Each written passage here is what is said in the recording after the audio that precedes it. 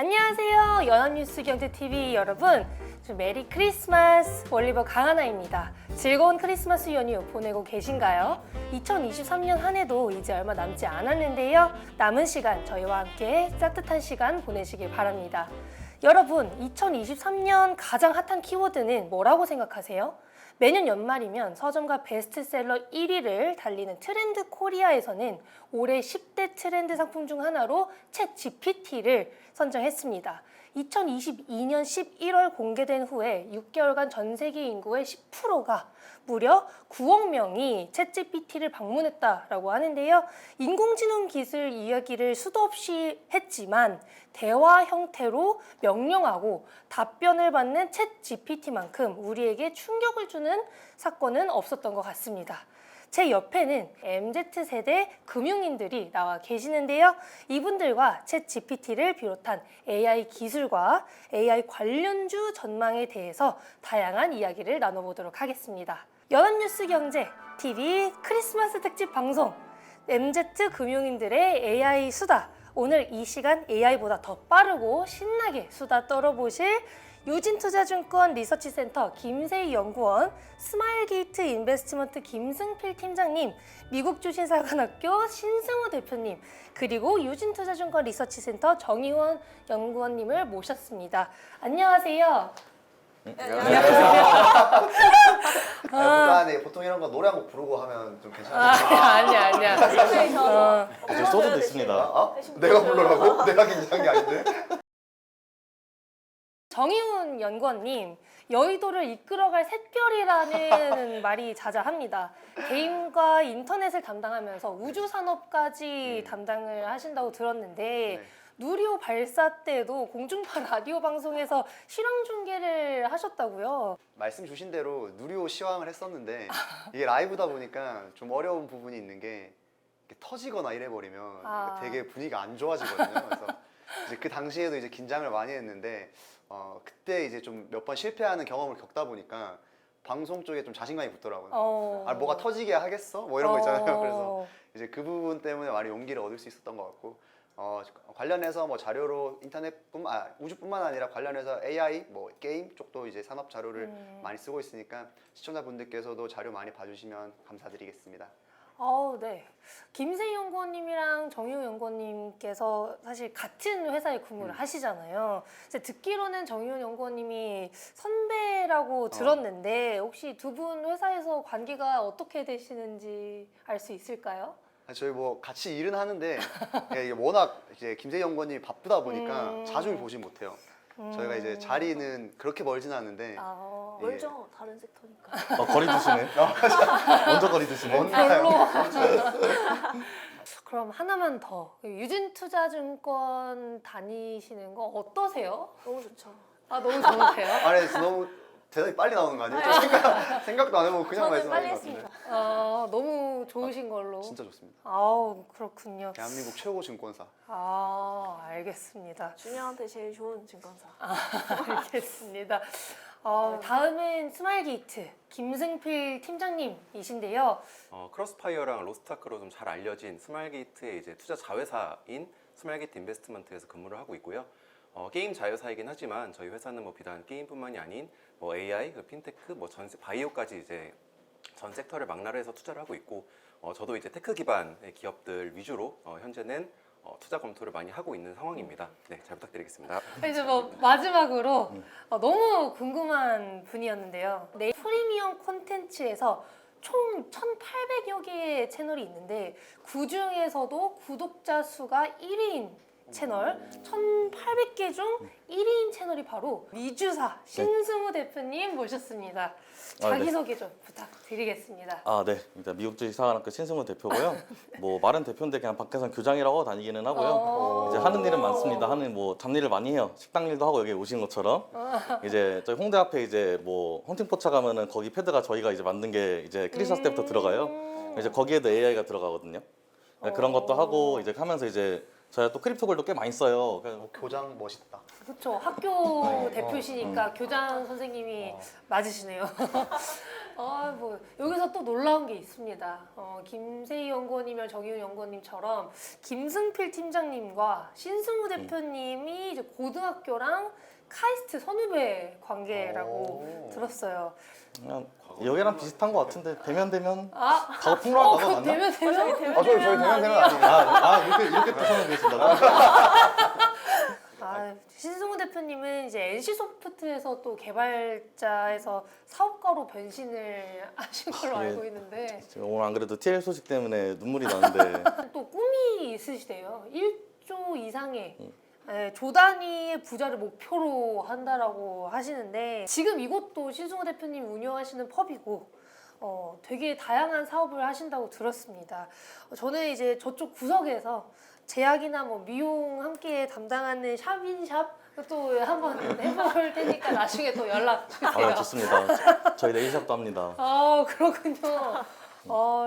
여기 앞에 있는 음식들도 여기 펍에서 신승우 대표님이 직접 요리를 해주셨는데요. 사실 제가 요리를 못해요. 요리를 어. 못해가지고 챗GPT한테 날로 먹을 수 있는 요리를 좀 알려달라. 쉽게 할 수 있는. 실패 안 한 요리. 하니까 콩피를 알려주더라고요. 콩피? 콩피라고 기름에 이제 얘를 천천히 익혀요. 그 다음에 구우면은 얘가 오버쿡이 안 되거든요.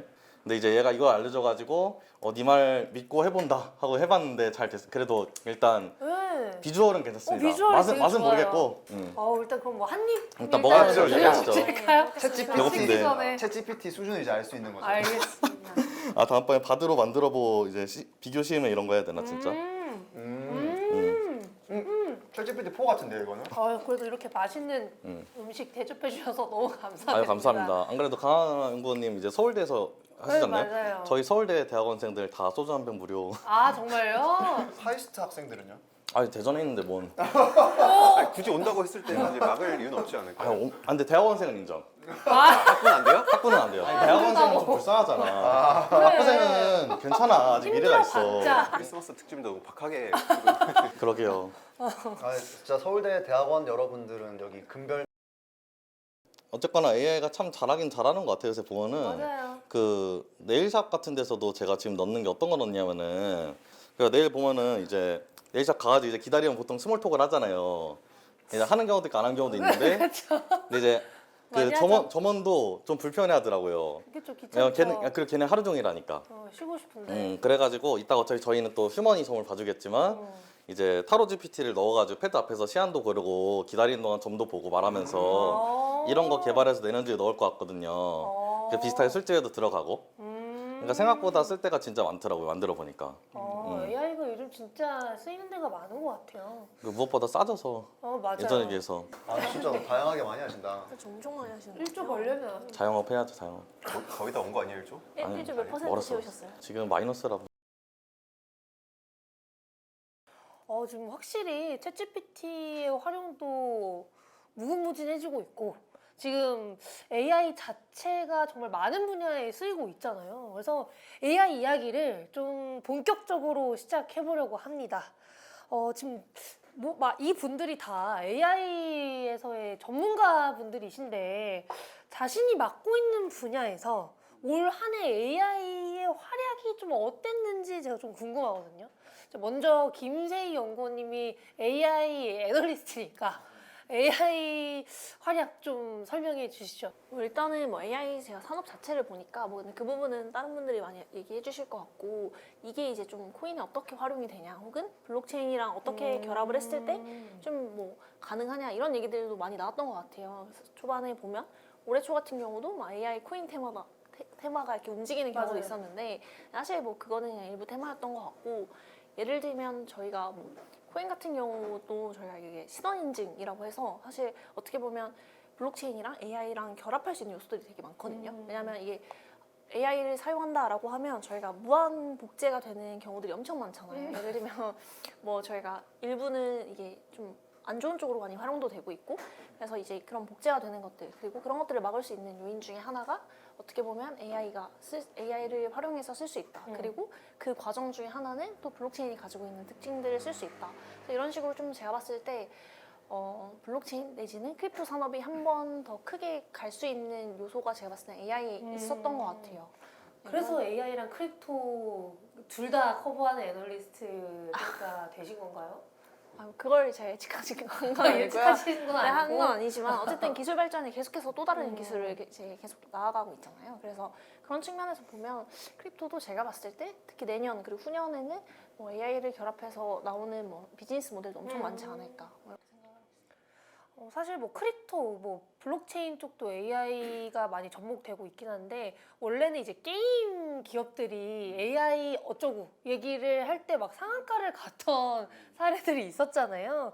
그래서 정의훈 연구원님께 좀 여쭙고 싶습니다. 이제 게임, 인터넷, 뭐 혹은 우주까지 AI가 다양하게 활용이 되고 있는 게 맞나요?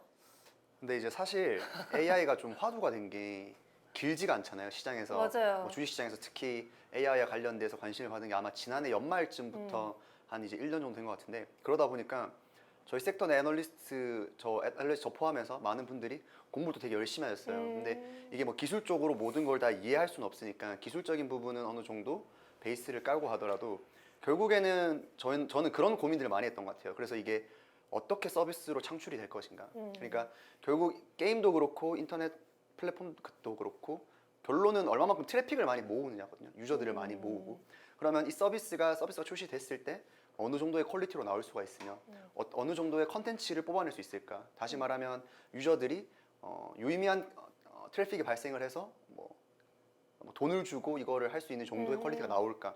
그런 고민들이 되게 많았던 것 같아요. 아니면 예를 들면 카카오 같은 경우에는 뭐 사실 네이버 같은 경우에는 검색 서비스에 이거를 적용을 하는 그렇죠. 컨텐츠인데 이제 카카오 같은 경우에는 좀 그런 부분에 대해서 아직까지 좀 퀘스천 마크가 있었거든요. 그러니까 어떻게 서비스를 낼까, 버티컬 서비스로 낼지. 그래서 그런 부분들도 요즘 많이 고민하고 있고 게임 쪽에서도 다양한 방면인 것 같아요. 근데 이제 제가 생각했을 때는 게임 쪽에서 AI가 미칠 수 있는 영향력은 크게 두 가지 정도로 보고 있는데 첫 번째는 개발에 도움이 되는 영역이 있고 그리고 두 번째가 컨텐츠에 도움이 되는 영역이 있거든요. 그러니까 이제 어떻게 보면 종국적으로 게임 유저들로 하여금 게임에 더 몰입해야 되잖아요. 근데 지금은 게임을 개발했을 때 어떻게 보면 좀 정해져 있어요. 그 루트라고 해야 되나? 게임 컨텐츠를 진행하는 루트가 정해져 있는데 만약에 생성형 AI 서비스를 통해서 그 유저별로 하나하나 좀 더 디테일하게 그 유저에 맞는 재미를 추가할 수 있는 방향으로 가는 것까지가 이제 어떻게 보면 목표로 하는 거고 아직은 좀 개발 단계에 도움을 주고 있는 단계로 좀 머물고 있는 것으로 파악하고 있습니다. 제가 궁금한 게 있는데 아무래도 개발단에서 이제 영향을 준다라고 하니까 저는 처음에 딱 이거 보자마자 미드전이나 GPT 써보면서 느꼈던 게 이거는 되게 개발단에서의 비용을 엄청 줄일 수 있지 않을까라는 생각을 하는데 그게 실제로 좀 어느 정도 반영이 되고 있는지 아니면 반영이 될 거라고 생각하는지도 전 좀 궁금하긴 하거든요.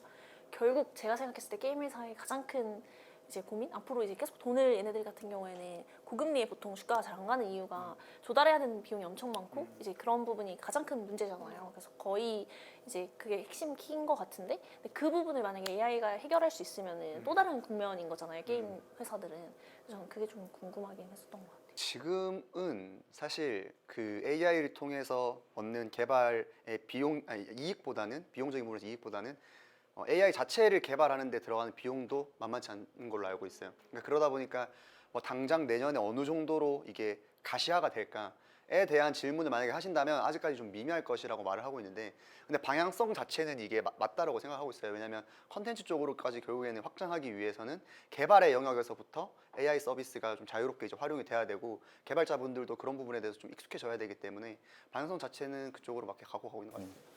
근데 실제로 저도 NC 있을 때 컨텐츠 쪽 말씀하신 부분을 좀 연구를 했었거든요. 그러니까 NC에서 스토리 자동 생성 같은 걸 연구를 했었어요.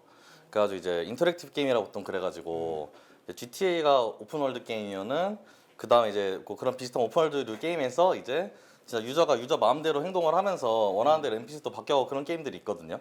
근데 보통 그런 게임들을 만들려면 비싸요. 근데 거기에 제너레이티브 AI 넣으면 솔직히 되게 싸게 할 수 있거든요. 근데 보통 그런 게임들이 다 AAA로 나오기 때문에 사실 상방은 꽤 열려 있어요. 보통 오픈월드 게임들은. 그래서 이번에 GTA 6 나온 것도 보면은 GTA 5에 비해서 엄청 크게 나왔잖아요. 10년 동안 개발해가지고. 근데 솔직히 제너레이티브 아트 넣으면은 제가 볼 때는 아트랑 AI 넣으면 제가 볼 때는 그거 훨씬 줄일 수 있고 실제로 영화에서는 그런 사례가 있어요. 그 비키오르라고 영화 있거든요. 그 되게 뭐래 풍선처럼 생긴 로봇이 나와가지고 뭐 하는 그런 게 있어요. 그런 로봇이 그런 이제 영화가 있는데 그 영화 배경이 샌프란시스코라고 해가지고 도쿄랑 샌프란시스코 섞어놓은 도시거든요. 근데 그 도시를 자동으로 만들었어요. 그냥 AI로? 예, 그 AI 플러스 그냥 분리 엔진 해가지고. 예. 근데 사실 이게 뭐 AI로 만들었든 자동으로 어떻게 뭐 자동으로 만들든 어쨌든 자동으로 만들면 장땡인 거니까 사실. 근데 이제 제너레이티브 AI에서는 좀 더 편하게 만들긴 하겠죠, 확실히. 예. 그래가지고 제 생각에는 확실히 게임 쪽에서는 이제 개발자 줄이는 거는 솔직히 말해서 그냥 이미 잘하고 있기는 해요. 왜냐면 이게 예전에 개발자 몸값이 엄청 비쌌었는데 지금 다 자르고 이제 싼 애로 다시 뽑거든요. 토스 같은 데는 그렇게 약간 오버롤을 하면서 롤오버를 하면서 개발자 롤오버 하면서 비용을 낮춘단 말이에요.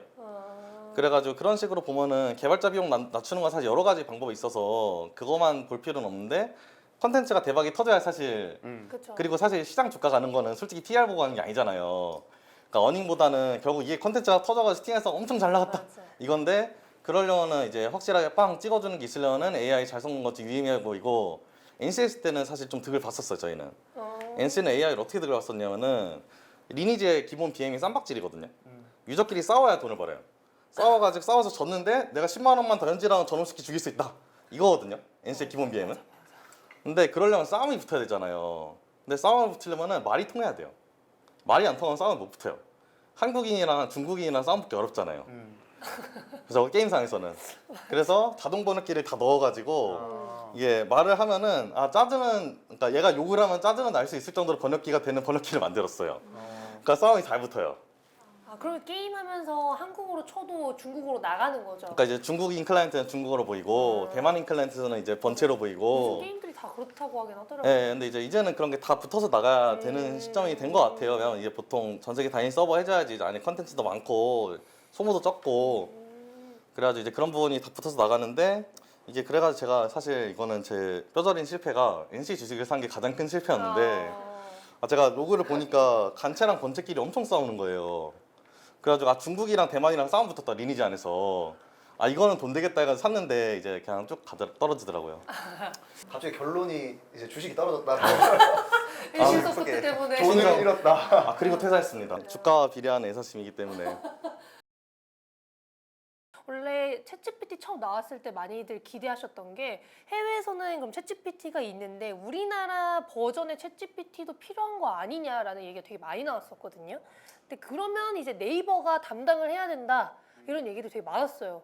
혹시 뭐 그런 건 어떻게 생각하시는지 인터넷 담당이시니까 또. 맞죠. 아무래도 그러니까 지금 현재 글로벌 빅테크 기업들이 AI, 챗GPT라든지 뭐 그런 생성형 AI 서비스 엄청나게 많이 투자를 하고 있고 또 많은 관심들이 있잖아요. 그리고 많은 서비스가 또 나오고 있는데 확실히 그런 좀 아쉬움은 있었어요. 그러니까 영어 기반의 서비스다 보니까 좀 국내 이제 한국 사람들이 한국어로 사용하기에는 좀 불편함이 어느 정도 있지 않냐. 사실 실질적으로 답변 퀄리티라든지 이런 부분들을 봐도 영어로 질문할 때 훨씬 더 디테일하게 나오는 부분들이 있어서 그런 부분들을 좀 해소함에 있어서 국내 기업들이 좀 많은 부분, 일정 부분을 차지할 것이다라는 기대감이 있었던 거고.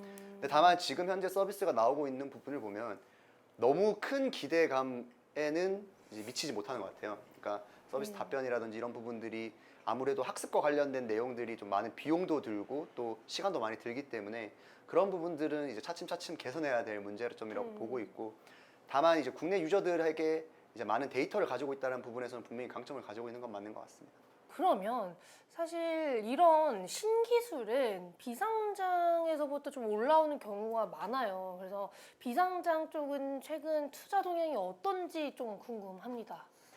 사실 저희 VC 씬에서도 올해 AI 기업들을 보는 그 뷰가 가장 많이 바뀌었고 고민도 많이 한 해인 것 같아요.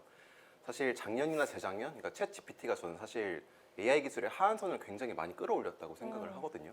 그러니까 이제 누구든 뭐 API 형태로 챗 GPT의 그 알고리즘을 갖다 쓸 수 있게 되면서 웬만한 AI 기술은 이제 사람들한테 그러니까 속을 쓰는 차별성이 굉장히 낮아졌다라고 생각을 하고 그 사이에서 뭔가 기술적인 차별성을 소구하기에는 개발 비용도 너무 많이 들고 그만큼 투자할 가치가 있는지에 대해서도 고민이 되는 시점인 것 같기도 하고 그래서 저희도 아까 정희윤 연구원님께서 말씀하신 것처럼 그 갖고 있는 기술들을 어떻게 서비스화를 더 잘하고 그리고 갖고 있는 데이터를 어떻게 좀 잘 팔 수 있는 업체들, 그러니까 즉 지속 가능성을 어떻게 잘 입증할 수 있는 그런 청사진들을 잘 제시하는 업체들을 위주로 좀 보게 되는 것 같고 그 와중에서는 이제 정말 아까 그 하나 연구원님께서도 말씀하신 것처럼 진짜들을 좀 가려내기 위한 옥석 가리기에 좀 많이 돌입을 한 것 같아요. 아까 뭐 네이버에서 이제 그 국내 뭐 챗GPT를 좀 이끌 수 있지 않겠냐라고 말씀을 하셨었는데 사실 투자씬에서는 그게 참 애매한 부분이 오픈 AI가 작년 적자가 7천억이 넘거든요. 그러니까 물론 뭐 9억 명이나 되는 유저들을 이제 감당해야 하는 뭐 GPU 비용을 뭐 감당해야 되다 보니까 그 정도의 규모가 나오긴 하는데 이게 어쨌든 그들도 이게 물론 비영리 단체이긴 했지만 지금은 뭐 영리 사업도 하고 있지만 그럼에도 그렇게 잘 된 기술도 지금 지속 가능성을 입증하고 있지 못해요. 계속적으로 외부 자금, 기부금을 받고 투자를 받아가면서까지 이렇게 지금 돌리고 있는 상황인데 사실 VC씬에서 그렇게 그런 스타트업들을 밀어주면서 끝까지 믿어주기에는 사실 스타트업 단에서는 그 리스크가 너무 크다 보니까 저희도 참 고민이 많은 것 같아요. 정말 얘네들이 말하는 기술력을 믿고 계속 자금을 투입해 가면서 상장 시장까지 올려줘야 되는지 아니면은 적당히 그냥 사업화를 계속 얘네들을 잘 추진하면서 뭐 트래픽을 수익화하는 부분이라던가 이런 것들을 얘네들도 전략적으로 고민을 하면서 상장까지 이런 기초 체력들을 좀 잘 쌓을 수 있는 기업들인지에 대한 고민들은 뭐 저희를 비롯해서 하우스별로 좀 많이들 하고 있는 것 같고 뭐 비상장 뭐 투자의 특성상 정답은 없지만 그런 고민들이 올 한 해 어느 정도 좀 하우스마다 정립이 되었다고 생각이 들고 내년에 이제 좀 더 이렇게 좀 가려진 옥석들이 오히려 좀 더 이렇게 점프면 점프 아니면 좀 이렇게 가라앉으면 가라앉으면 좀 양극화 시기가 오지 않을까라고 조심스럽게 생각을 하고 있습니다. 네. 그 사실 작년에 바이오 비상장 기업들이 힘들어지기 시작했잖아요. 이제 심각할 정도로 힘들었고 올해도 매우 힘듭니다. 이제 우리나라뿐만 아니라 해외 기업들도 굉장히 힘든 상황인데 이런 제약 바이오 업종에서 그나마 좀 투자를 많이 받은 분야가 AI거든요. 그래서 이제 그런 제약 바이오 AI 쪽이 그래도 제약 바이오 산업에 있어서 좀 떠오르는 샛별이라고 하면 이런 쪽에 대한 뭐 투자 검토도 좀 들어오셨을 것 같아요. 해외뿐만 아니라 국내도 마찬가지로 좀 들어오셨을 것 같은데 뭐 제약바이오 혹은 뭐 미용까지 뭐 AI 기반의 그런 업체들 혹시 뭐 검토해 보신 것들 있으실까요?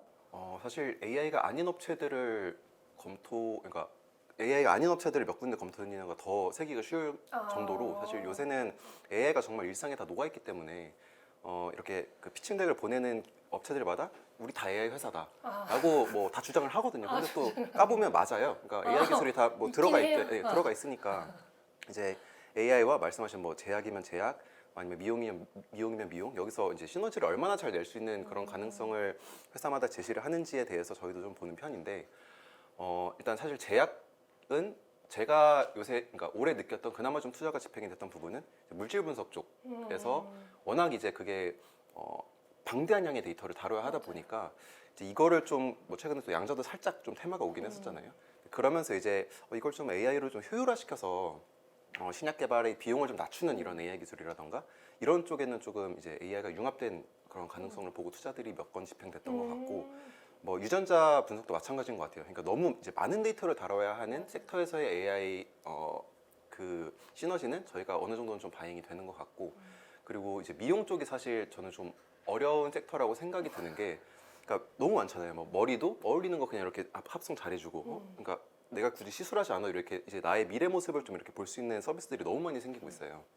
근데 결국 그 서비스를 이용하기 위해서 사람들이 돈을 얼마나 낼 거냐는 사실 별개의 문제거든요. 이게 그냥 단순히 뭐 스노우나 이렇게 그냥 재밌게 필터로 뭔가 이렇게 내 이미지를 합성하는 거랑 정말 현실성 있게 내 미용에 좀 진지하게 어떤 서비스가 제공이 돼서 내가 이거 정말 월 10,000원, 20,000원이어도 난 이거 정말 쓸 것 같다라고 하는 거는 저는 완전히 또 다른 영역이라고 생각을 하고 기업이 살아남기 위해서는 사실 후자를 고민을 해야 되는데 아직은 미용 AI에서 뭐 저는 이제 뭐 남성이어서 그럴 수도 있지만 이렇게까지 정말 사람들이 돈을 유의미하게 쓸까에 대한 고민은 아직 좀 있는 것 같고 실제로 많은 회사들이 아직 유의미한 수익을 내면서 지속 가능성을 보여주지 못하고 있다 보니까 그 고민들을 사실 같이 해주고 싶기는 합니다. 근데 그거를 뭐 저희가 뭐 투자자가 이래라 저래라 할 수 있는 부분은 아니다 보니까 미용 AI 쪽도 지금 이제 태동하고 있는 단계인 것 같고 그쪽은 이제 뭐 이미지나 이런 쪽의 기술도 같이 좀 들어가야 했다 보니까 그런 부분에서 이제 내년에는 조금 더 아까 제가 말씀드린 바와 같이 이제 옥석들이 좀 남아서 이제 그들 사이에서 좀 투자자들도 같이 좀 고민을 해야 하지 않을까라고 생각하고 있습니다. 근데 확실히 지금 미용 시장 자체가 너무 커지고 있는 건 맞고 매년 우리가 생각하는 것보다 빠르게 커지고 있고 개발도상국들도 미용에 돈을 쓰기 시작했는데 그런 걸 고려해 봤을 때 이제 AI 미용 쪽도 저도 좀 시작을 하는 단계라고 보고 있고 그게 아니라고 하더라도 진짜 뭐 화장품을 약간 대신 써주는 그러니까 대신 이제 얼굴에 좀 입혀주는 것도 되게 옛날부터 나온 걸로 알고 있어요. 그래서 그런 서비스가 결국에는 뭐 내 퍼스널 컬러 진단까지 뭐 이어지는 것 같습니다. 말씀하신 부분이 제일 그 애매한 포인트인 것 같아요. 그러니까 화장품 회사를 예로 들면은 자기는 AI 업체라고 해서 뭐 이렇게 사람들한테 맞춤 큐레이션도 잘해주고 이렇게 해서 왔어요. 근데 그거 말고 얘네들은 그냥 브랜드 마케팅 잘하면 그냥 화장품 더 잘 팔아서 그냥 회사가 잘 먹고 잘 살면 되는 애들인 것 같은데 투자 왜 받으려고 하세요라고 물어보면은 우리 이런 AI 기업이어서 우리는 계속 AI 개발자들도 뽑을 거고 이런 기술고보다도 좀 많이 해야 될 것 같다라고 하면은 참 애매한 거죠. 그거보다 그냥 마케팅 인력 더 뽑아서 거기다가 힘 싣는 게 더 회사로서는 잘 될 것 같고 지분 가치도 높아질 것 같은데 회사가 이렇다고 하니 저런 데 투자를 하는 게 가장 효율적일까에 대한 고민들이 요새 좀 많은 것 같긴 해요. 그 초기 투자 심사 영역에서 보면 약간 어떤 느낌이 드냐면은 예전에 야놀자가 투자 받을 때 뭐라고 그랬냐면 IR 자료가 되게 간단했어요. 그냥 우리는 신동엽을 고용해서 무조건 광고를 와장창 때려가지고 전국 모텔 시장을 다 먹을 거다라고 한 다음에 실제로 돈이 나윗되자마자 바로 그냥 수르패스로 신동엽한테 다 갔단 말이에요. 우와. 근데 그러고 나서 시장 점유율 높여가지고 전국 1등 했잖아요. 그러니까 저는 솔직히 말해서 기술은 진짜 팔로우 하는 거라 생각하고 그냥 현실적으로 기술 격차를 내는 건 진짜 어려운 일인데 그러니까 저는 사실 그런 식의 약간 스타트업에 대해서는 굉장히 회의적이라고 생각하고 개인적으로는 특히 이미 현금을 잘 창출하는데 그냥 AI로 멀티플 튕기려는 거 아니냐라는 솔직히 의심이 들죠. 그래서 그런 거 보면은 예를 들어 제가 최근에 그 크립토 쪽 계시니까 크립토 얘기 잠깐 하면은 족발집 하는 분을 만났는데 족발집에서 NFT를 하겠대. 그래가지고 얘기를 들어보니까 근데 거기는 좀 그럴듯하긴 했어요. 솔직히. 얘기를? 거기 왜 그러냐면은 거기는 이제 그 상권을 NFT로 팔아가지고 가맹 사업을 하겠다는 거예요. 근데 그건 맞는 말이거든요. 근데 그걸 굳이 NFT로 해야 돼 하면 사실 그럴 이유는 없거든요. 근데 결국 이유는 그냥 펀드레이징 하려고 한 거거든요. 그래서 거기는 이제 족발집 맛이 없어서 망했어요. 그렇죠. 결국 본질이 가장 중요하거든요. 그렇죠. 족발이 맛이 없어서 망하긴 했는데 어쨌거나 그런 식으로 펀드레이징 버즈월드로 쓰는 경우가 많고 최근엔 AI가 그런 식으로 많이 쓰이는 것 같아요, 솔직히. 이렇게 AI에 대해서 전문가이신 분들이 많으니까 제가 또 궁금한 게 그러면 지금 AI 기술이 현재 어디까지 왔는지 진짜 내가 봐도 와 이건 대박이다 했었던 AI 기술 있으신가요? 네 분? 뭐 와우 포인트들은 가끔씩 하나씩 나오는데 이게 사실 제미나이도 그런 것 같아요. 그러니까 분명히 이번에 나온 제미나이는 와우 포인트가 있긴 했어요. 그러니까 의사소통도 거의 그냥 이제 텍스트로 이렇게 말하는 식으로도 다 되는 거고 뭐 이미지를 인식하는 부분이나 아니면 기술적인 완성도가 GPT-4에 비해서도 뭐 수치적으로는 비교했을 때 좀 더 상승한 부분이 있어서 와우 포인트가 되긴 하는데 이게 아까도 말씀드린 것처럼 계속해서 와우 포인트가 지속되는지는 잘 모르는 것 같아요. 그러니까 이게 제미나이가 최근에 나왔지만 그 다음에 또 바로 이제 구글 대표도 뭐 기능이 아직 어느 정도는 모자란 것 같다라고 인정하는 기사도 났었고 실제로 그 이유 중에 하나는 뭐 그러니까 딥러닝의 그냥 본질이라고 생각을 하는데 딥러닝이 사실 그냥 더하기와 곱하기의 반복 작업이거든요. 단순하게 보면은 더하기는 근데 쉬운데 이제 곱하기 함수를 찾는 게 되게 어려워요. 그러니까 수학적으로 가장 적절한 곱하기 값을 찾겠다라는 그 보장을 사실 못해요. 근데 컴퓨터한테 시켜보니까 뭐 비슷하게 뭔가가 나오긴 하는 거죠. 근데 그 논리를 모르니까 왜 잘 된지를 모르니까 어디까지 잘 될지도 모르는 거예요. 그러다 보니까 이제 그 괴리에서 구글도 사실 뭐 이런 제미나이를 냈을 때 그러면은 제미나이는 어느 정도 스펙을 우리는 충족을 합니다로 뭐 사전 발표를 하고 냈어야 되는데 그러지 못하거든요. 어느 정도 퍼포먼스를 보여줄지 본인들도 모르는 거죠. 그래서 그런 지속 가능성을 아직 보여주는 와우한, 그러니까 지속 가능한 와우 포인트는 아직은 없는 것 같긴 한데 확실히 이제 멀티모달 그 AI 기술력은 되게 빨리 올라오고 있는 것 같긴 해요. 그러니까 기본이 너무 하방이 탄탄하게 막혀 있다 보니까 구글처럼 이렇게 자본이 많은 대기업들에서는 거기에 이제 쌓아가는 속도들도 굉장히 빠른 것 같고 본인들이 테스트할 수 있는 것들도 굉장히 많은 것 같아서 사실 올해보다 이제 내년이 저는 좀 더 기대가 되는 산업인 것 같기도 합니다. 좀 AI 산업의 핵심인 질문 같아요. 그러니까 AI 서비스를 써보면 저는 이때 일상생활에서 되게 많이 써보려고 노력을 하거든요. 근데 이게 말에 좀 어폐가 있는 게 써보려고 노력을 하면 안 돼요. 그쵸. 그러니까 이용자들이 맞아. 진짜 이거 너무 좋다. 근데 사실 제가 지금까지 뭐 AI 서비스를 쓰면서 느낀 점은 와 이거 대박이다 보다는 오 이걸 하네 정도였거든요. 그러니까 제가 리서치에 있다 보니까 뭐 자료를 찾거나 아니면 조사를 하거나 아니면 뭔가를 만들거나 이런 과정들에서 AI를 활용을 해보는데 사실 100% 믿지를 못하겠어요. 맞아요. 그러니까 뭐 예를 들면 저는 뭐 레포트를 쓸 때 제목 고민을 많이 해요. 내용을 다 쓰고 어떤 제목을 쓰지. 그래서 이제 물어봐요. 항상 뭐 이런 내용인데 제목을 뭘로 할까? 그럼 얘가 한 20개를 줘요. 근데 한 진짜 다 마음에 안 드는 경우가 많아요. 그래서 이제 뭐 그렇거나 아니면 뭔가를 자료 조사를 하고 싶어서 직접 찾아보는 게 아니라 하나하나 찾아보는 게 아니라 이렇게 물어보는 경우에는 자료가 나오긴 나오는데 사실 100% 맞지가 않아요. 그러니까 그러다 보니까 좀 AI 서비스가 결국에는 핵심적인 요소는 뭐냐면 이게 서비스로서의 유의미해야 되잖아요. 그러니까 이게 사람의 수준만큼 정말 인공지능 기술력이 많이 올라와서 서비스 퀄리티가 그만큼 높아져야 되는 게 숙제이고 아까 전에 말씀 주신 것처럼 뭐 코딩이라든지 이런 부분에서는 사람만큼 사람을 뛰어넘는 뭐 이런 부분에서 수정이라든지 이런 작업들이 이루어지는데 아직까지는 일상생활에서는 그 정도 서비스가 안 나오기 때문에 여기에서 또 좀 더 추가적으로 그런 퀄리티가 높아져야 트래픽도 많아질 거고 뭐 아니면 돈을 줘서라도 내가 비용을 지불해서라도 서비스를 하고 싶다라는 부분들이 많아지기 때문에 그런 부분들이 좀 숙제인 것 같아요. 요즘 기업들은 버티컬 서비스에 좀 많이 집중하는 것 같아요. 그러니까 이제 초거대 언어 모델이라는 부분은 너무 넓은 범위를 가지고 있다 보니까 학습해야 되는 내용도 너무 많고 비용도 너무 많이 들잖아요. 그러다 보니까 버티컬 쪽으로 우리가 만약에 우리 산업에서 가지고 있는 데이터를 통해서 좀 더 이거를 적은 비용으로 퀄리티를 높이는 작업들이 많이 이루어지고 있는 것 같습니다. 혹시 제약바이오 쪽에서는 이제 AI 관련된 그런 AI가 결합됐을 때 이런 산업 발전 방향성에 대해서는 어떻게 생각을 하세요? 그러니까 저희 하우스는 사실 바이오를 보긴 하는데 네네. 개인적으로 제가 잘 모르는 섹터다 보니까 그래서 오히려 그쪽에는 더 잘 몸담고 계신 것 같아서 의견이 오히려 어떤지 궁금합니다. 이제 보면 2020년부터 제약바이오 산업에 있어서 가장 중요한 기술 순위 1위를 AI가 계속 담당하고 있어요. 그만큼 신약 개발은 사실 시간 싸움, 비용 싸움, 데이터 싸움인 경우도 많기 때문에 그런 신약 개발 단계에 있어서 AI의 활용이 점점 높아지고 있는, 점점 많아지고 있는 추세인 것도 사실이고 여기서 또 중요한 게 코로나 때 이제 많은 빅파마들이 이거 진짜 시간 싸움이네를 한 번 더 느낀 거예요. 먼저 백신 만들고 먼저 치료제 만든 기업들이 다 가져가다 보니까 와 이러다가는 시간 싸움에 져서 못 가져가게 되겠네라는 인식이 확실히 커진 것도 있을 것이고 거기에 더불어서 이제 모더나라는 빅파마가 아니었던 그런 회사가 AI를 과거부터 많이 투자했었던 그런 사례들이 있었기 때문에 그런 베이스로 모더나가 다른 빅파마들보다 코로나 백신을 빨리 만들 수 있었던 거거든요. 그래서 그런 AI를 활용해서 백신을 빨리 만든 모더나의 사례도 한 번 더 있었고 그러니까 이제 빅파마들이 AI 쪽에 투자를 2020년도부터 엄청 많이 하기 시작했어요. 그래서 2020년부터 신약 개발 플랫폼 기업들과 빅파마 간의 그런 계약이 거의 2~3배 이상 늘어났거든요.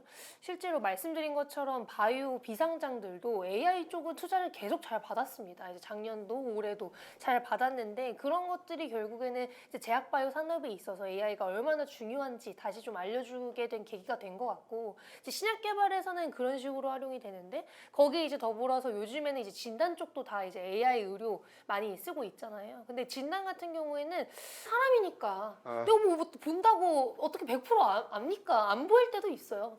암종 중에서 안 보이는 암종들도 많잖아요. 그런 다른 질환들 중에서 눈을 안 보이는 경우가 많기 때문에 그럼 오진이 발생할 수 있고 그걸 커버하기 위해서 필요한 게 AI인 건데 아직까지는 이제 의사의 보완, 그러니까 보조하는 역할로 사용이 되면서 이게 뭐 돈을 많이 못 받죠. 그런 의료 AI 기업들 돈을 많이 못 벌어요. 지금 보험 수가도 너무 낮아서 돈을 많이 못 벌긴 합니다만 중장기적으로 이런 AI의 활용도가 높아지고 그런 편의성이 높아지게 된다면 전 중장기적으로 이쪽도 돈이 될 거라고 보고 있고 우리나라뿐만 아니라 해외에서도 이제 막 시작하는 단계고 FDA가 올해 처음으로 디지털 헬스케어 자문위원회를 설립했거든요. 그러니까 처음 설립한 거예요. 그러니까 그만큼 이제는 이제 FDA도 이 분야에 대한 그런 인식이 많이 바뀌고 있고 그게 결국에는 제약바이오 산업에 있어서 좀 큰 역할을 해줄 수 있지 않을까 저는 기대를 하고 있습니다. 혹시 저도 질문 하나만. 저도 이제 바이오 쪽에 관심이 많은 게 최근에 제 친구들 중에서 바이오 쪽으로 아예 피버팅이나 창업하는 데 되게 많아요. 사실 AI 플러스 바이오로. 근데 이제 보통 시스템 바이오 하는 애들이 다 그쪽으로 넘어가는 그쵸. 추세인데 약간 근데 제가 이제 그쪽에 대한 얘기 보면서 맨날 궁금했던 게 실제로 이제 어떤 약학 물질을 찾는 거는 객관식 문제니까 그쵸. 그거는 사실 패턴 매칭 문제이기 때문에 실제로 꽤 잘 되고 GNN 기반으로 하면 꽤 잘 되는 것 같아요. 근데 이제 그 다음에 그 기전을 밝히는 거는 약간 못하죠. 그거는 다른 문제잖아요. 맞아요. 그럼 그런 쪽에서 AI를 쓰는 그런 회사도 있는지 제가 아까 말씀해주신 것처럼 AI가 뭐 없어질 직업 뭐 이런 리스트에 뽑았다고 네. 하셨잖아요. 근데 과학자들은 아마 거기에 없을 거예요. 특히 그런 신약 개발단에서 앞단에 있는 그런 사람들은 없어질 수가 없어요. 왜냐하면 없는 걸 실험해야 되기 때문에 저는 개인적으로 그런 기존이나 완전히 새로운 분야에 대해서는 AI의 한계가 여전히 존재한다라고 생각을 하고 있고 그건 어차피 노가다지만 손으로 해야 되는 노가다인 거예요. 물리학계에서는 이제 머신러닝이나 AI 없이는 연구가 이제 안 돼요. 아예. 그렇죠. 근데 그러니까- 바이오는 아니니까. 저희는 그런데 그건 있죠. 구조적으로 이게 더 잘 맞을까? 뭐 알파폴드나 이런 걸 활용해서 이게 구조적으로 될지 좀 뭐 어디에 결합을 하는지 결합 부위가 어딘지 혹은 뭐 이게 어떤 모양이고 형태인지는 다 알 수 있죠. 그러니까 쉬워질 수는 있어요. 기존도 결합 부위나 그런 걸 통해서 더 쉽게 알아낼 수는 있습니다만 사람의 그런 손이 아예 없어지기에는 저는 시간이 오래 걸릴 수밖에 없는 게 그런 기전을 찾는 분야라고 생각을 하거든요. 그러니까 노벨상을 받은 사람들이 완전히 새로운 거를 찾는 사람들이지 빅데이터 기반으로 하는 사람들은 거의 없어요. 아니 근데 이거는 전 좀 개인적인 아, 네. 궁금함인데. 갑자기 아니 근데 아니 이건 전부 모두한테 이건 좀 질문 드리고 싶어서 개인적인 궁금한 건데 결국에는 이제 다 돈 벌자고 하는 거잖아요. 맞아요. 그래서 저희 이제 리서치에 있으니까 아무래도 그런 뭐 개인적인 투자나 이런 부분이 좀 제한은 있겠지만 다른 분들 같은 경우에는 실제로 AI 이런 거 공부하다가 이거 돈이 될 것 같은데 이렇게 해서 개인적으로 맞아요. 뭐 하신 적이 있으신지 만약에 하셨다면 뭐 어느 정도로 버셨는지 이런 거 이거 방송 나가나요? 그래서 그거 한번 여쭤보고 싶었어요 저는. 그 퇴사한 지 너무 얼마 안 돼서 아, 그때는 이미 그 다 저기 하늘 위로 가 있어서 가버렸구나. 차마 응. 저는 못 사겠더라고요. 음, 저는 차마 못 사겠고 실제로 최근에 의료 AI 기업도 다 빠졌는데 못 샀어요. 못 사겠더라고요 아직은. 손이 안 나와서. 네, 손이 안 나가서 최근에는 왜인지 모르겠는데 돈 좀 잘 버는 기업들 위주로 좀 봤었거든요. 미용 기업들. 그래서 그런 기업들 위주로 봤다가 의료 AI는 그래도 중장기적으로 저는 만약에 적금을 들어야 되면 의료 AI 기업들한테 들 것 같아요. 근데 이제 뭐 아직은 제가 지금 투자한 데는 없고 실제로 이게 지금 돈이 되려면 조금 더 걸려질 것 같아서 한 번 더 빠지고 올라오지 않을까라는 생각에 그렇게 좀 못 샀던 것 같습니다. 그 이제 AI 관련된 투자로는 전 사실 AI 쪽에서 돈 버는 건 많이 못했는데 제 올해 포트폴리오가 되게 간단했어요. 2개 샀거든요, 딱. 2개 사고 이제 다 팔아가 지금 포지션인데 연초에 카바나 샀고 그다음에 이제 초전도체 핫할 때 초전도체 사가지고 그냥 그렇게 딱 했는데 이제 그냥 결과적으로 나쁘진 않았어요. 카바나도 저는 좀 덜 먹고 나오긴 했는데 잘 발라 먹었으면 이제 머스트 자선용 딱 손절하고 딱 그때 들어가서 고점 잡았으면 딱 10배 정도 먹고 나올 수 있었거든요, 올해는. 카바나를 제가 되게 좋아했던 이유가 얘네가 중고차 관련된 AI를 하겠다. 예를 들어 내가 AI 엔카를 만들고 싶다. AI 중고차 딜러 만들겠다 하면 만들 수 있는 유일한 업체기는 해요, 얘네가. 그래가지고 근데 그 시장 자체는 엄청 커요. 엄청 큰데 딜러들이 사실 맨날 사기를 쳐요. 그러니까 시장이 크더라도 이제 ROI는 잘 안 나오고 큰 기업이 안 나와요. 근데 그게 딜러가 사기를 칠 수밖에 없는 구조예요. 사기를 안 치면 돈을 못 벌어요. 이해관계가 고객이랑 다르니까. 그렇죠. 최대한 뻥튀기 시켜서 팔아야 되니까. 근데 AI 딜러를 넣고 이제 클린하게 이제 좀 레퍼럴 받는 식으로 가면은 그런 건 되게 할 만한데 이제 그거에 대한 데이터가 유일하게 가능한 게 이제 그 중고차 시장에서는 카바나밖에 없는 것 같아요. 제가 보니까. 걔는 그런 식으로 생각하니까 미친 듯한 적자 보면서 사업하고 그러니까 작년에 마이너스 98% 얻어맞은 것 같거든요. 그래가지고 줄까요? 네, 주가가 마이너스 98%까지 갔다가 이제 올해 한 930%인가 40%까지 올랐다가 그때 다시 좀 떨어져가지고 지금은 한 이제 올해 초반 대비 한 500% 정도 와 있는데 많이 올랐네. 네, 뭐 이걸 올랐다 봐야 되는지 내렸다 봐야 되는지 잘 모르겠어요. 근데 원래 아마존도 그랬던 거니까 아마존도 마이너스 96% 찍었다가 이제 3000% 넘게 간 거니까 예. 그런 식으로 봤을 때 저는 이제 카바나를 그런 아이디어 사기는 했는데 솔직히 올해 오른 거 모멘텀 때문에 오른 것 같고 이제 앞으로 잘 갈지는 좀 봐야죠. 근데 저는 그런 부분에서 오픈도어 좋게 봐요, 개인적으로는. 미국 주식 얘기하면은 오픈도어는 이제 최근에 이제 그 주택 거래 조금씩 화랑이 되고 화랑은 아닌데 이제 거래량은 좀 많아지고 그래서 그런 거 봤을 때 오픈도어는 지금 좀 볼만한 것 같고 그것도 걔네도 AI 기업이거든요. 주거용 아파트를 금매 나온 거. 네, 금매 나온 거는 아니고 이제 그냥 일단 나온 거 중에서 저평가됐다 생각한 거 일단 다 사드려요. 오. 그 다음에 그냥 리모델링을 할 수도 있고 안 할 수도 있고 해가지고 그 값보다 좀 올려서 팔아요. 그래서 걔는 거래가 많을수록 그 차익을 많이 먹으니까 돈을 많이 벌고 그 대신 집값이 떨어지면 다 같이 포지션 들고 있는 게 아작이 나니까 이제 자기 주가도 떨어지고 거래가 안 되면은 자기 주가도 떨어지는데 근데 얘는 실제로 AI를 밸류에이션을 해요. AI를 가치 평가를 해요. 그래서 그런 거 하는 게 업스타트랑 이제 업스타트, 코스타그룹, 오픈도어, 카바나 얘네가 이제 제가 생각하는 사총사거든요. 근데 이제 그래가지고 이제 저는 이제 하나씩 돌아가면서 사고 있기는 해요. 결과적으로. 오. 그 코스타그룹은 한국에서 아는 사람이 잘 없는데 얘는 권리금 장사하는 회사예요. 근데 권리금 시장이 진짜 크거든. 한국에서도 크고 미국에서도 커요. 한국에서는 거래액이 1년에 한 50조 정도 돼요. 근데 이게 지하 경제예요. 그래서 사실 사람들이 잘 몰라요. 근데 어쨌거나 이런 게 있는 시장인데 그거에서 이제 실제로 인공지능 가지고 밸류에이션, 인공지능 가지고 가치 평가하는 게 어렵지만 할만해요. 데이터가 많으면. 근데 데이터를 돈으로 이제 사모을 수는 없는 시대가 됐어요. 왜냐면은 금리가 올라갔으니까. 예전처럼 자금 조달이 안 되잖아요. 그러니까 이제 기존에 플랫폼 가지고 있던 기업들은 그런 식으로 트랜스폼 할 수 있는 기업들 보면은 그런 건 볼만한 것 같고 자, 실제로 그걸로 돈 번 거는 이제 카바나다. 이 기술이 발전하고 이런 와우 포인트가 나오는 만큼 AI 도입에 따른 문제가 시장에 대두되기 시작했어요. 그래서 생각을 해보면 11월에 실리콘밸리를 넘어서 이제 전 세계를 뜨겁게 달군 인물이죠. 오픈 AI 최고 경영자 샘 알트만 이야기를 좀 해야 될 것 같습니다. 이제 샘 알트만이 복귀하면서 이제 당장은 AI 낙관론이 판정승을 거둔 것처럼 보이고 있긴 하지만 이걸 좀 베이스로 AI 규제 도입에 대한 논의가 좀 본격화될 수 있겠다라는 전망이 나오고 있습니다. 혹시 어떻게 생각하세요? 멀티모달 AI 모델이 어느 정도까지 퍼포먼스를 낼지 만든 사람도 아직 투명하게 아는 게 아니기 때문에 얘가 세상에서 뭔 일을 할지 모르는 거예요. 그러니까 정말 교육이 안 된 굉장히 똑똑한 수재가 지금 세상에 나와서 이제 활기를 쳐야 하는 상황인 거죠.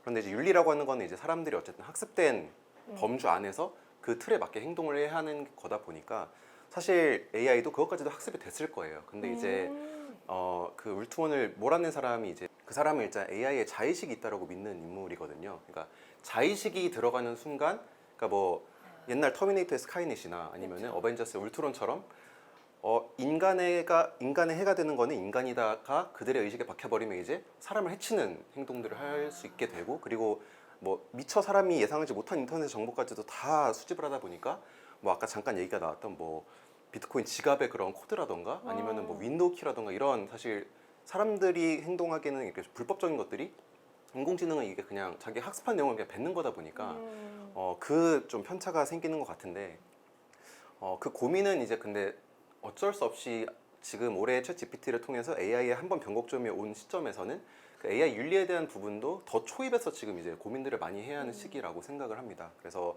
물론 사람이 만든 지능이다 보니까 뭐 그게 인공지능의 사전적 의미이긴 한데 사람이 이렇게 받아들일 수 있는 범주 내에서 AI 기술이 활기를 쳐야 하는 건 맞으나 사람을 돕는 역할로 남을지 아니면 그냥 사람이 없어도 정말 이들이 더 잘해낼 수 있는 기술의 지향점으로 갈지는 결국 개발자들이 선택을 해야 되는 몫이고 뭐 사실 오펜하이머가 그런 것 때문에 계속 고민을 많이 했잖아요. 뭐 그게 지금 그래서 그 윤리가 뭐 그런 폭발물에 대한 뭐 윤리 의식이 지금 뭐 전쟁에 쓰이는 것만 봐도 아직까지도 좀 사람들한테 해를 미치는 것만큼 저는 뭐 그게 기술 발전에는 어쩔 수 없이 오는 성장통이라는 생각은 드는데 저도 지금 AI가 발달되는 모습은 정말 자의식이 있는 정도의 발달 속도라고는 보여져서 그런 얼라이언먼트에 대한 규제 연구도 저는 평행적으로는 꼭 이루어져야 한다고 생각은 듭니다. 규제가 당연히 저는 그러니까 할 수밖에 없는 이제 이 한 축이 너무 크게 발전을 하면 이제 그거에 대한 준비도 당연히 해야 된다라고 생각을 하니까 사실 뭐 국내뿐만 아니라 특히 미국 같은 경우에는 제가 알기로 뭐 샘 알트만을 포함해서 마이크로 CEO부터 해서 엄청 많은 사람들이 이제 한번 청문회처럼 한번 진행을 했었잖아요. 근데 저는 그게 되게 그냥 적절한 액션이었고 충분히 준비를 하고 있다라고 저는 이해를 하고 있고요. 근데 다만 아까 말씀해 주셨는데 그 자의식이 있다라고 이제 보고 계신 분이 있다라고 했잖아요. 근데 어떻게 보면 샘 알트만도 제가 알기로는 AGI가 가능하다라고 보는 인물 중에 한 명이라고 알고 있거든요. AGI가 뭔지 설명 좀 해주시죠. 좀 쉽게 설명하면 그러니까 인간을 넘는 어떻게 보면 그냥 AI가 의식이 있고 사람처럼 똑같이 사고할 수 있는 스스로 학습하는 AI 모델이라고 생각하시면 됩니다. 그러니까 그러니까 어떻게 보면 사람을 해칠 수 있을까봐 저희가 걱정하는 거잖아요. 근데 네. 그런 능력이 있는, 그러니까 AI가 그때까지 성장할 수 있다라고 보는 게 이제 AGI인데, 사실 그게 누군가는 당장 생각보다 빠르게 올 수 있다라고 주장을 하기도 하고, 또 일론 머스크를 포함해서 대부분의 그런 CEO들이 거의 다 AGI의 가능성을 많이 보고 있는 것 같아요. 제가 생각했을 때는. 그래서 당연히 규제 영역도 마찬가지로 이렇게 키 맞추기가 되지 않을까라고 생각을 하고 있습니다. 아, 오늘 시간 가는 줄 모르고 재밌게 보냈습니다. 이제 AI와 각자 투자 이야기까지 들어봤으니까 이제 마지막으로 2024년 시장 전망과 AI 뭐 관련주 흐름 혹은 본인이 투자했을 때 어떤 부분을 염두에 두면 좋은지에 대해서 좀 들어보겠습니다. 저는 일단 AI 자체가 뭐 단기적인 테마는 아니라고 생각을 하기 때문에 올해의 주식시장을 보면 뭐 상반기는 HBM 그리고 하반기는 뭐 상반기 하반기 둘 다 의료 AI 뭐 그리고 이렇게 일부 좀 주목을 받았던 것 같은데요. 저는 비슷하게 내년에도 만약에 AI로 어떤 뭐 일부 테마들이 움직인다라고 하면은 저는 일단 메타버스라는 큰 흐름 하에서 좀 가능성이 있지 않을까 이렇게 보고 있고요. 뭐 예를 들면 뭐 버추얼 아이돌 이런 것들도 사실상 뭐 AI를 통해서 어떻게 보면 되게 좀 활성화가 될 수 있는 분야긴 하다라고 생각을 하고 있고요. 네, AI 정도에서는 이제 그렇게 보고 있고요.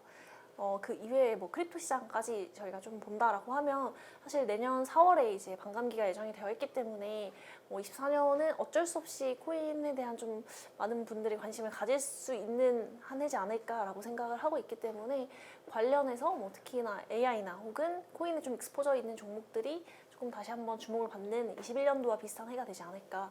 다만 이제 주도주의 역할은 조금 다른 형태로 가지 않을까라고 생각을 하고 있습니다.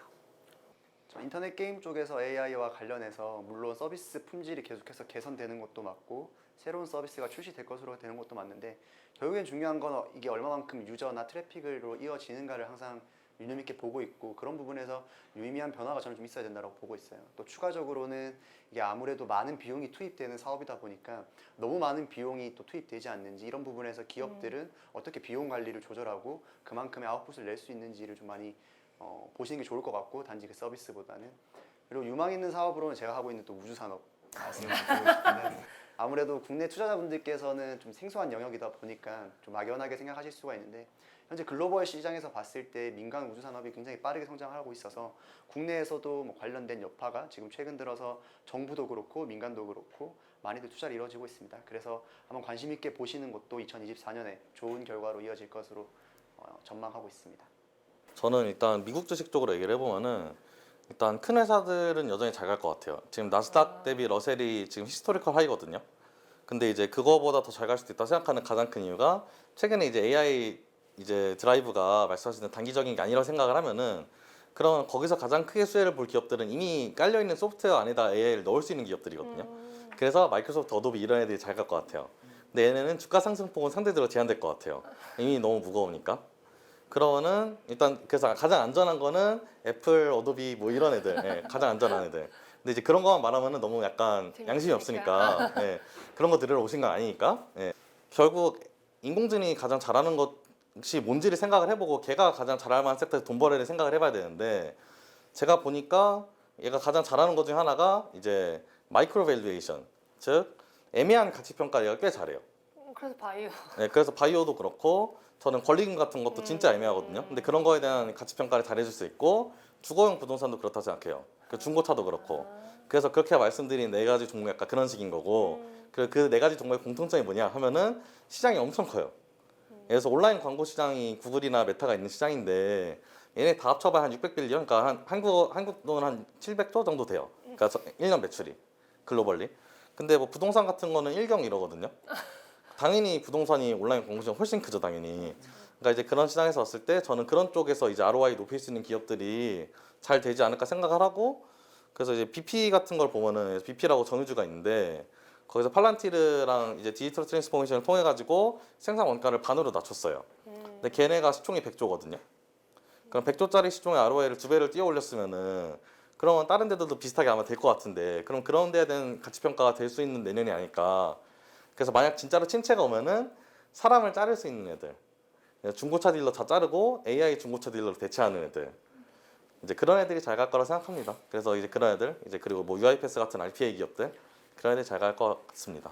그러니까 벤처 투자 씬에서는 올해 사실 상장 주식 시장이 너무 어려웠기 때문에 저희는 어쨌든 상장 주식으로 올려야 하는 업의 특성으로서 이게 테마도 테마인데 이게 수급 따라 움직이는 경우들이 너무 많았다 보니까 밸류에이션을 하기가 굉장히 어려웠고, 그래서 이제 비상장 씬에서는 그러면은 그럼 당신들의 밸류에이션을 어떻게 해야 되느냐에 대해서 정말 전면적인 재조정이 한번 일어났던 한 해였던 것 같습니다. 그래서 그러다 보니까 이제 아까 미국 주식 잠깐 말씀하셨는데 국내 시장은 사실 미장이랑은 뭐 규모도 훨씬 작고 이렇게 갈 곳 없는 자본들이 그냥 수급에 따라서 쉽게 휩쓸리는 장이기 때문에 이제 저희는 이제 업사이드를 좀 다른 글로벌 시장으로서의 그 진출 가능성을 보고 좀 많이, 그러니까 한국 시장은 오히려 좀 이제 너무 제한적이고 해외 쪽 테마가 좀 어떻게 움직이는지를 좀 많이 보면서 이제 투자 검토에도 좀 많이 관심을 갖고 있는 것 같은데, 그런 면에서 이제 동남아 쪽 핀테크 시장도 요새 많이 좀 뜨고 있어서 동남아 시장이 굉장히 많이 태동하고 있다 보니까 그쪽 핀테크 시장을 이제 비상장 씬에서는 조금씩 좀 주목도가 올라가고 있는 것 같고, 아까 잠깐 그 XR 가상현실 쪽 말씀을 하셨는데 이것도 미국 쪽에서는 지금 뭐 메타나 애플에서 지금 하드웨어들을 되게 공격적으로 내놓고 있어요. 근데 저는 그게 뭐 미국 시장에서도 아직은 뭐 얼리 어답터들이 쓰는 아이템이나 마네라는 의견이 오가긴 하지만 그 대기업들이 바보가 아닌 이상 지금 그 하드웨어 개발을 이렇게 공격적으로 열을 올릴 리는 없다고 생각을 하고 근거가 분명히 있다고 생각을 하거든요. 우리나라는 아직 그 메타버스가 아직 소프트웨어 위주로 좀 개발이 많이 되고 있긴 한데 저도 근데 그게 내년에는 국내 시장에서도 한 번은 그 터닝 포인트가 오지 않을까라는 생각은 있고, 일단 뭐 글로벌하게는 그렇고, 그리고 사실 저 최근 아까 민간 발사도 얘기를 하셨는데 진짜 많이 올라오고 있어요. 뭐 스페이스X를 필두로 사실 국내 민간 우주 발사 뭐 위성 발사 업체들이 꽤 유의미한 성과들을 많이 냈거든요. 그리고 그 산업에 대한 시장 포텐셜이 너무 어마어마하게 크기 때문에 거기에 저희는 오히려 이제 사실 거기 들어가는 기술 기업들이 이미 많이 올라온 상태인 것 같고, 저희는 오히려 이제 거기에 들어가는 하드웨어 제공하는 곳이나 아니면 이제 그 소부장 기업들 중에서 AI를 통해서 약간 그런 팩토리, 그러니까 공정 효율화나 이렇게 좀 생산 비용을 좀 이렇게 절감해서 좀 더 업사이드로 소구할 수 있는 곳들에는 투자를 좀 할 만하지 않을까라고 생각합니다.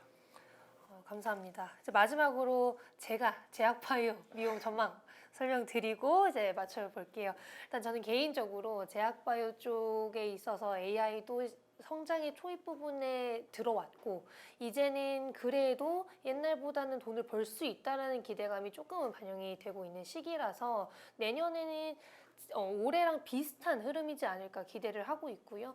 올해는 너무 의료 AI 중에서 진단 분야만 잘 갔었다 보니까 신약 개발 플랫폼 분야도 한 번 더 같이 갈 수 있는 구조가 되지 않을까 기대를 하고 있습니다. 그래서 미용 AI 같은 경우에는 상장사가 사실 거의 없어서 그냥 미용기기 업종은 수출 커지는 회사들 위주로 좀 보시면 좋을 것 같네요. 이제 맞춰야 될 시간인데요. 2024년에 여기 계신 모든 분들의 바람이 이루어지길 바라고요. 시청자 여러분 모두 건강하고 평온한 2024년을 보내시길 바랍니다. 2024년에도 연합뉴스 경제TV는 보는 사람이 다른 방송, 깊이가 다른 탑 1% 경제 채널이 되기 위해 정성을 다하겠습니다. 시청해주셔서 감사합니다. 메리 크리스마스! 메리 크리스마스!